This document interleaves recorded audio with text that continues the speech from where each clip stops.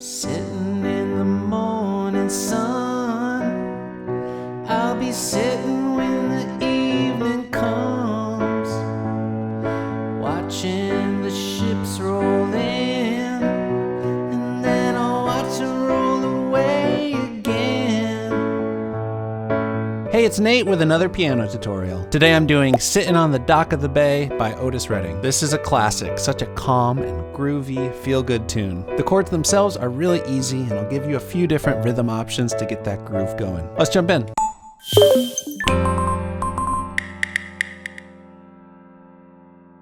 Okay, so first off, I recommend you get the chords and lyrics chart. There's a link down in the description that'll help you follow along and see where the chords and the lyrics line up with each other. We'll start out with the intro. Here's the chords for that. It's just 4 measures of G major. We're gonna do a root position G major like this, G, B, and D. So you get the octave, that's middle C right there. And then an octave lower, I'm gonna put my 5th finger on G. We're in 4/4 time, so each of these measures get 4 counts. Maybe right off the bat, I'm just gonna play quarter notes in my right hand. 1, 2, 3, 4. 1, 2, 3, 4. Just like that, about that speed. 4. And so that would be the whole intro. Now we can do a little bit more with the left hand, get that cool bass line going. It's gonna sound like this. So we need to think in eighth notes. We're not just counting the 1, 2, 3, 4, but we're going to divide the beat in half, place little ands between those counts. 1 and 2 and 3 and 4 and I've got my left hand ready to play not only that G with the 5th finger, but also the D, a 5th higher with the 1st finger. And I'm going to play the G on the 1, 2, and, so the and after 2, and then 3, 4 on D. 1, 2, and 3, 4. Again, 1, 2, and 3, 4. Now, when you put that together with the right hand, it's going to be together, right, left, together, together, together, right, left, together, together. So just get a feel for that. And then the first verse would start, sitting in the morning sun, I'll be sitting when the evening comes. All right, so let's do this verse. Here's the verse chords. It's just 4 measures repeated twice for a verse. So we've got that G. We're also gonna do this B major. Now, you can keep your 3rd finger where it is on the B. We're doing an inversion on a B major chord, so I've also got an F sharp here, and then also a D sharp here, and I've got my 3rd finger in the left hand on that B bass note.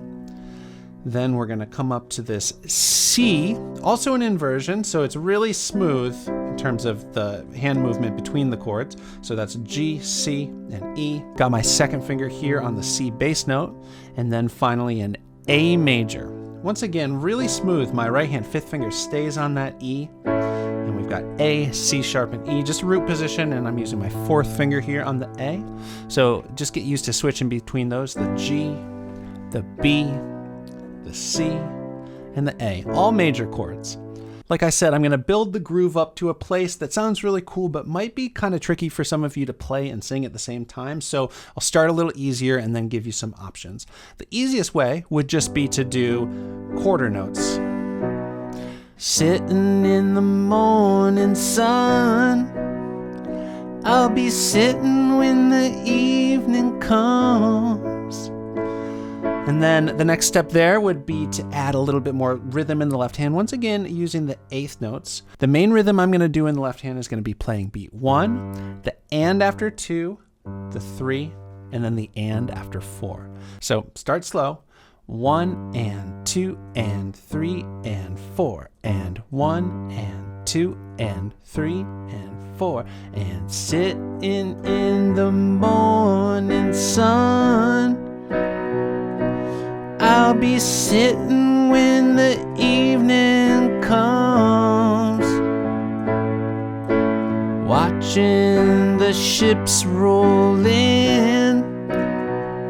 Cool. So here's where it's going to start getting a little bit more tricky.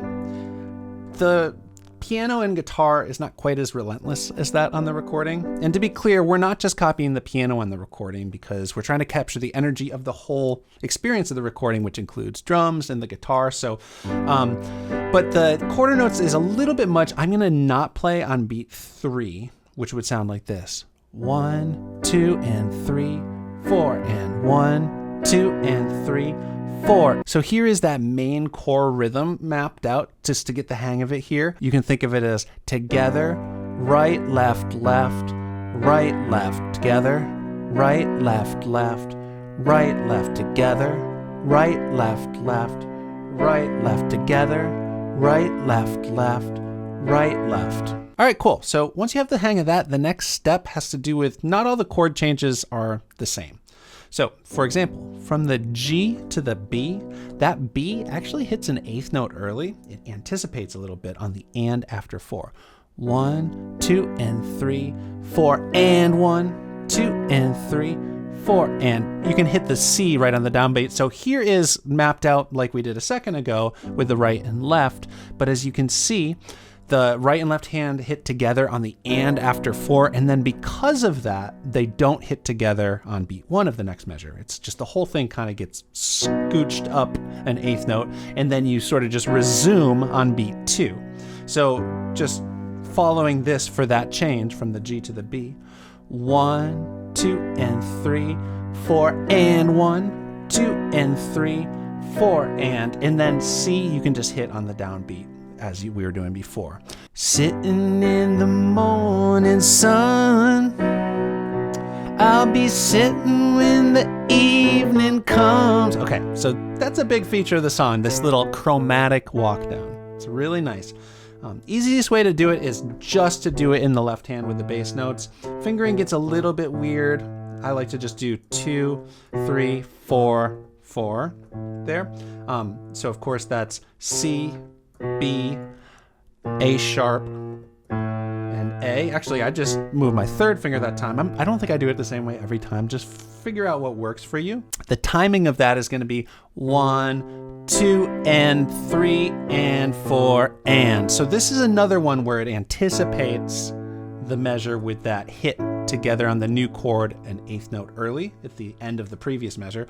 And 1, 2, and 3. I'm going to start the sequence by hitting hands together on 3 and 4 and 1, 2, and 3 and 4 and 1, 2, and 3, 4 and. Cool. And then the next level there, if you'd like, is to double it in the right hand. It actually doesn't make it too much trickier. I kind of like using the 2nd finger for the B and the A sharp. You can feel it out.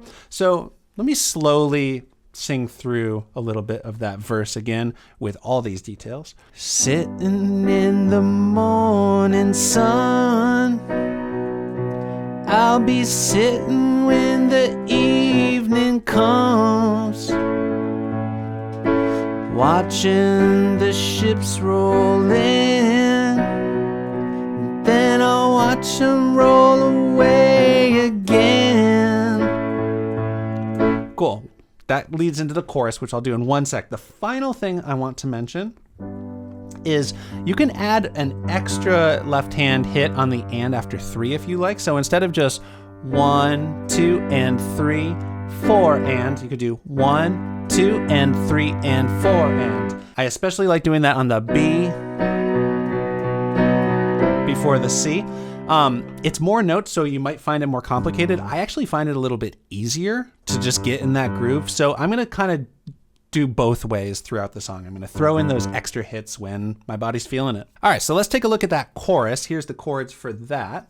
So right off the bat, I'm going to bring my right hand up an octave higher. And so this is just the G we've been doing, right? It's just an octave higher. And I've had my left hand with my 5th finger on the G. I'm going to move my 3rd finger to it so that I can reach the E bass note in just a sec. So we've got the G, and in terms of the rhythm, you can do any of the rhythms that we did for the verse. So you can keep it really simple, just quarter notes. Or you could do the bass line. Or I'm going to do the anticipating by an 8th note. 1, 2, 3, 4, and 1, 2, 3. I guess we should talk about that E sus2 chord. It's going to be E, F sharp, and B up here. 1, 2, and 3, 4, and 1, 2, 3, 4. Of course, that's sitting on the dock of the bay, watching the tides roll away. If you want to keep it down here, I think that sounds really good too. If you do that, I find the sus2 down there to sound a little muddy, so you could just do a regular E major with the G sharp. That's an option. So in that next line, we've got the G coming up to an A, same way we did A before, but an octave higher, back to G, and then down to E major. This time I'm definitely going to do just the E major, not the sus2, so with the G sharp in it. And I think when I get to those last 3 measures, I'm just going to start pulsing the quarter notes just to give it a little bit more intensity. Sitting on the dock of the bay, wasted time. You can do the anticipated E if you like, or just keep it straight. Now, there is this really cool guitar part that happens on the chorus. It's the little... sounds so cool. So for my more advanced version of this, you can totally do that on piano. It sounds really nice. I'll probably do that for the second and third choruses on my playthrough. You can totally skip this, but basically just on beat 1, 2, and 3, you hit A and D with your second and fifth finger, and just immediately roll that bottom note to the third finger on B. So 1, 2, 3, and then we're just going to step down A, G. 1, 2, 3, da, da. And that's on the and 4. 1, 2, 3, and 4, and then the and after 4 is where you hit that chord. 1, 2, 3, and 4, and 1, 2, 3, 4. 1, 2, 3, and 4, and 1. And you can keep harmonizing those notes as you step down with that high D if you like. In terms of the left-hand bass line, you can do the same thing. I do find it, I'm getting tripped up on it. It's a lot to think about. So if you want to just kind of keep it more streamlined, like, and just kind of have the hands more in sync, that sounds fine too. I'm sitting on the dock of the bay, watching the tide roll away. Ooh, I'm just sitting on the dock of the bay. So that last one, you don't go down to the E, you still do the, and then up to the A, and then once you get to that A, you can do it the same way we did it. All right, cruising right along. After the chorus, there's another verse, just like the first verse, then another chorus, just like the first chorus, and then we have the bridge. So here's the chords for that. So we're going to start with the G. I'm going to have my thumb on the low G here because we're going to reach all the way down to the C here. So I'm going to do a root position G, just like we've been doing it. We do need this D major chord. That's D, F sharp, and A. And then coming down to a C, we already been doing C in the song, but this time I'm doing root position, just C, E, G. And then you can skip this if it's too tricky, but for the second half of the measure, the piano does this kind of stepping up to the C7. I'm just gonna go 2, 3, 4. So 1, 2 on those notes, and then get that A sharp here with your fifth finger. And for this section, I'm just going full energy, just gonna hit every quarter note. Looks like nothing's gonna change. Everything still remains the same. Okay, so the next line starts the same way. I can't do what 10 people tell me to do. So instead of going to the C7, we go back to G and step down to F. So it's just the exact same shape, all white keys, F, A, C, using my second finger there. So I guess I'll remain the same. So same D as we did before. I think once we get there, I'm gonna just start pulsing on all the eighth notes just to sort of build it up. So I guess I'll remain the same, yeah. Cool. One other thing I want to mention. I think I'm going to do octaves for this section, just to make it feel a little bigger. This is kind of the climax of the song, in my opinion. So if you can't stretch it, no worries, but I'm going to do low G octaves and then come up to D, down to C, just so we don't get too low. Looks like nothing's gonna change. Everything still remains the same. All right, awesome. After that chorus, we've got another verse, another chorus, and then we have the outro, the whistling section. That's gonna sound like...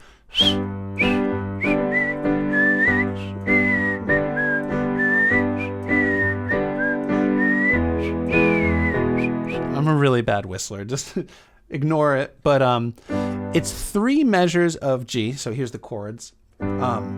It's basically the same thing as the intro. 1, 2, and 3, 4. 1, 2, and 3, 4. The only difference is on the 4th measure, we go down to this E major chord and do the exact same pattern. So E, G sharp, and B, 1, 2, and then B, B. And on the recording, that sounds like it repeats a lot, but it fades out by just a little after the 2nd repetition. It's hard to fade out on your own. Maybe you can figure something out for that. But if not, it might sound good. I think I'll just do 2 repetitions. Probably would do more if I was a better whistler, but I'll just do 2 and then just kind of end back on G. Maybe I'll hit the 5ths together there, just so the song sounds kind of resolved and final. And then the song is over. All right, thank you for sticking with me. I am now going to play the full song all together so you can see how these parts fit with one another. And I'll do the easier option for the first chorus and then do the fancy stuff on the 2nd and 3rd chorus. If you enjoyed this video, give it a like. Also subscribe to the channel if you have not already, and make sure to click that bell so you know when I put out more videos like this one. All right, here's my version of Sitting on the Dock of the Bay.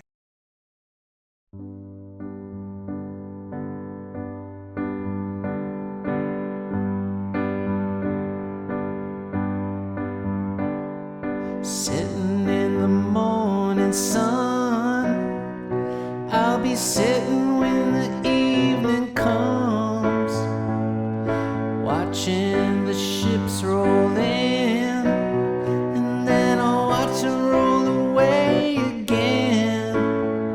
Yeah, I'm sitting on the dock of the bay, watching the tide roll away. Sitting on the dock of the bay, wasting time. Left my home in Georgia, headed for the Frisco Bay, 'cause I've had nothing to live for, and look like nothing's gonna come my way. So I'm just gonna sit on the dock of the bay, watching the tide roll away. Ooh, I'm sitting on the dock of the bay, wasting time.